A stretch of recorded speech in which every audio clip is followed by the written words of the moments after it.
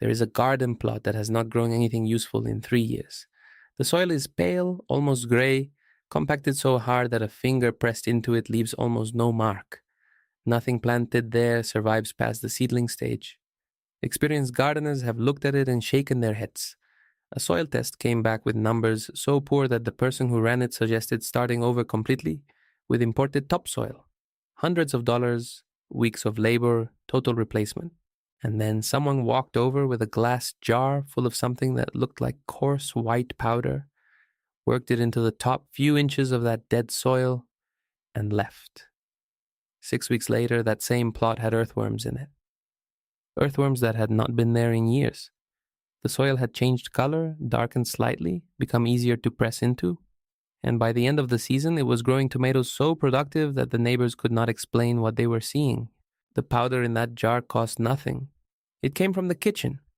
It had been accumulating in a container on the counter for 2 months, ground up with a rolling pin, dried overnight, and it contained something that the soil amendment industry charges serious money to replicate in a bag with a scientific-sounding name on the front. What you are about to learn is not a gardening trick.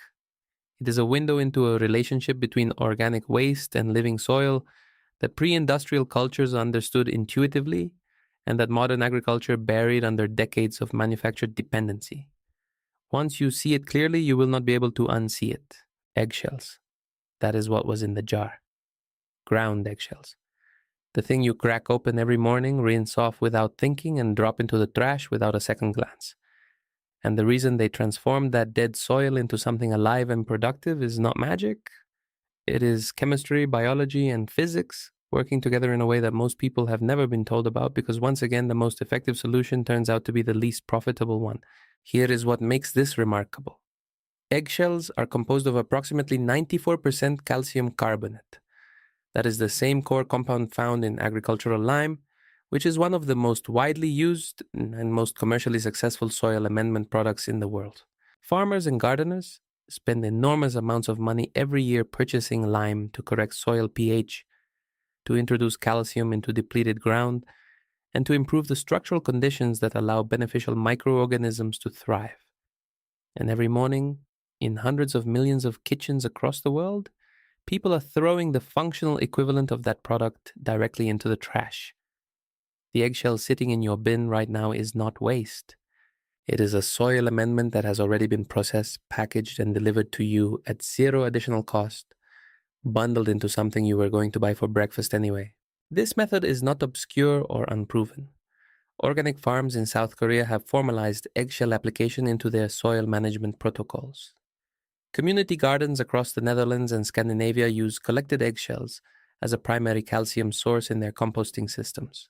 Small-scale farmers in parts of rural Mexico and Guatemala have been grinding shells into their planting soil for generations, a practice passed down not through agricultural manuals, but through direct family knowledge that never required a product label to validate it.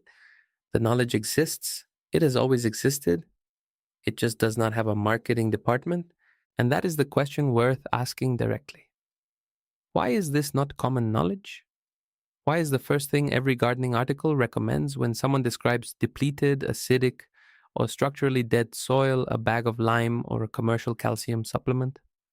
The answer is not complicated once you stop expecting it to be. The soil amendment market is worth tens of billions of dollars globally. Calcium carbonate in a branded bag with application instructions on the back is a product. Calcium carbonate in the eggshell from your breakfast is invisible to that market.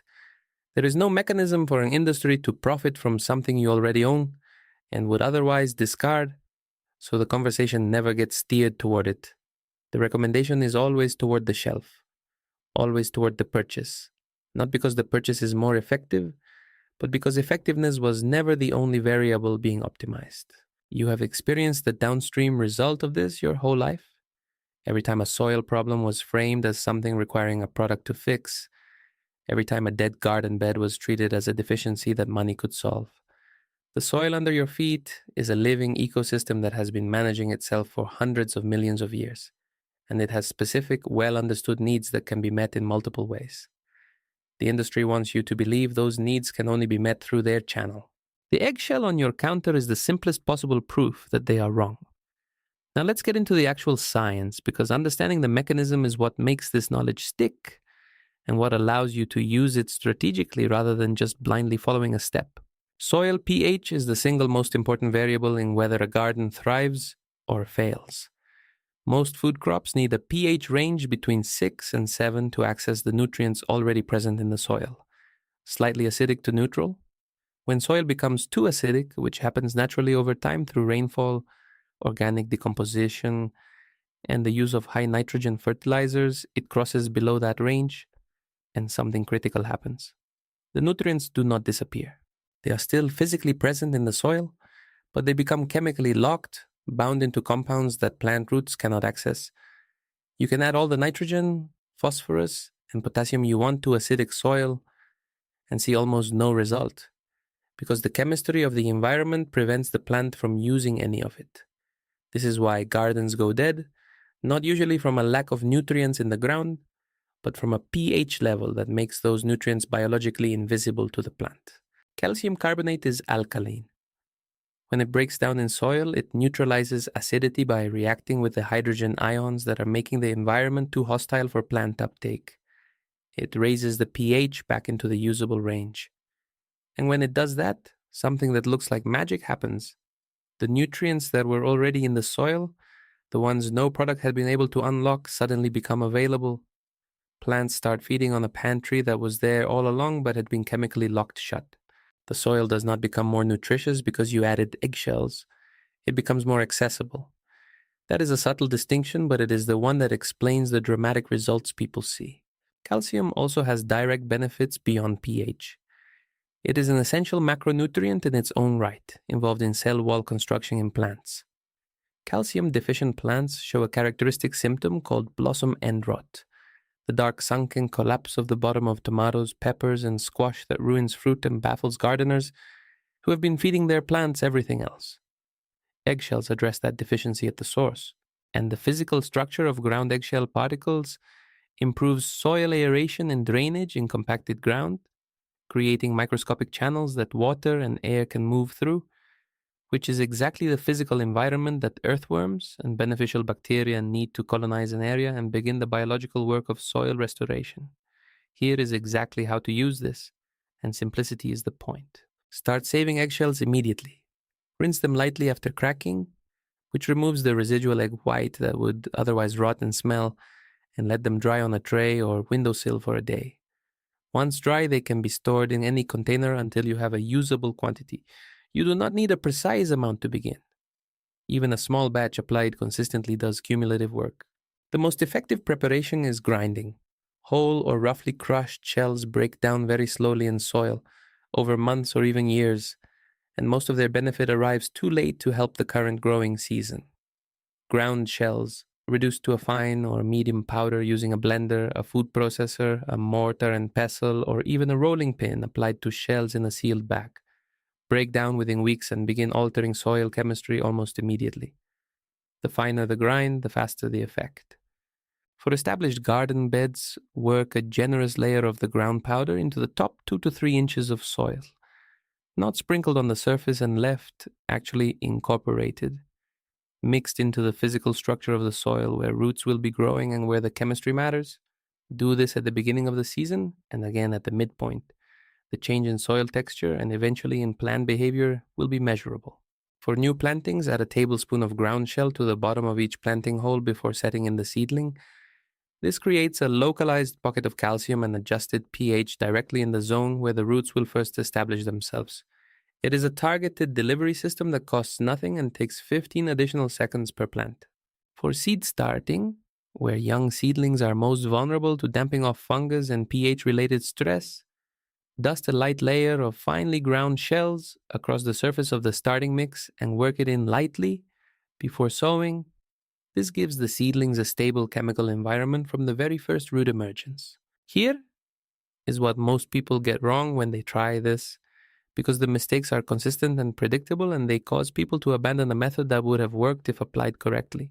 The biggest mistake is using whole or roughly broken shells and expecting fast results. A large shell fragment sitting on the surface of the soil may take 2 years to release meaningful amounts of calcium. It is not doing nothing, but it is doing almost nothing in the time frame that matters to a gardening season.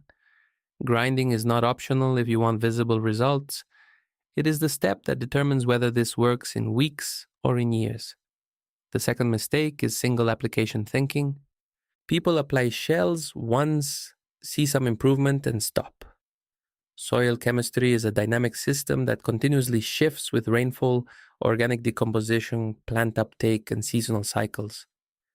Maintaining a healthy pH requires ongoing input, not a single correction. The third mistake is applying shells to soil that does not need pH correction. If your soil is already neutral or alkaline, adding calcium carbonate will push it toward alkalinity, which is actually harmful to the acid-loving plants many people grow. Test your soil first. A basic pH test kit costs almost nothing and tells you whether this is the right intervention before you apply it. The history here runs much deeper than most people realize, and it connects this practice to a pattern of agricultural intelligence that spans thousands of years across dozens of cultures. The practice of amending soil with ground shells, bone, and calcium-rich organic material is documented in agricultural records going back to ancient Rome.